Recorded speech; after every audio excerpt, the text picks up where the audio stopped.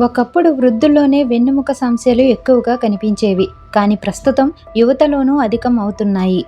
నిశ్చల జీవన శైలి, ఆహారపు అలవాట్లలో మార్పులు, పోషకాల లోపం, గంటల తరబడి ఒకే భంగిమలో కూర్చోవడం, బరువులు తప్పుడు పద్ధతిలో ఎత్తడం వంటివి ఇందుకు కారణమవుతున్నాయని ఆరోగ్య నిపుణులు చెబుతున్నారు. అట్లానే స్మార్ట్ ఫోన్లు, ల్యాప్టాప్లు, డెస్క్టాప్లు వంటివి ఎక్కువసేపు చూడటం కూడా వెన్నెముకపై ప్రభావం చూపుతోంది. ఇంకా ఏ ఏ కారణాల వల్ల వెన్నెముక నొప్పి వస్తుంది, ఎలా నివారించాలో ఈ వీడియోలో తెలుసుకుందాం. వ్యాయామాలు లేకపోవడం. ప్రతిరోజు వ్యాయామాలు లేదా శారీరక శ్రమ లేని జీవన శైలి వల్ల కూడా వెన్నుముక బలహీనం మారుతుందని నిపుణులు చెబుతున్నారు.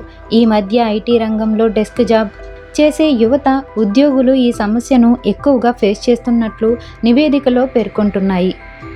నిశ్చల జీవనశైలి కారణంగా కండరాలు బలహీనపడతాయి, డిస్కులపై ఒత్తిడి పెరుగుతుంది. దీంతో నొప్పి, ఇతర సమస్యలు తలెత్తుతాయి. హెర్నియేటెడ్ డిస్క్ పగిలినప్పుడు లేదా జారిపోయినప్పుడు నరాలపై ఒత్తిడి పెరుగుతుంది. దీంతో చేతులు, కాళ్లలో నొప్పి లేదా తిమ్మిరి సమస్యలు వస్తాయి.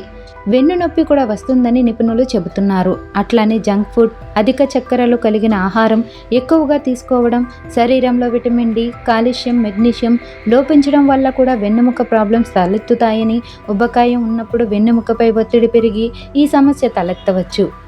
అధిక ఒత్తిడి, నిద్రలేమి వంటివి కూడా కండరాల్లో మార్పులకు కారణమై వెన్నెముక సమస్యలకు దారితీస్తాయి. దీంతో ఇటీవల యువతలో వెన్నెముక నొప్పి పెరుగుతుంది. జీవనశైలిలో సరైన మార్పులు, రెగ్యులర్ వ్యాయామాలు, సమతుల్య ఆహారం, సరైన భంగిమలో కూర్చోవడం వంటివి వెన్నునొప్పి సమస్య రాకుండా ఉండేందుకు సహాయపడతాయి.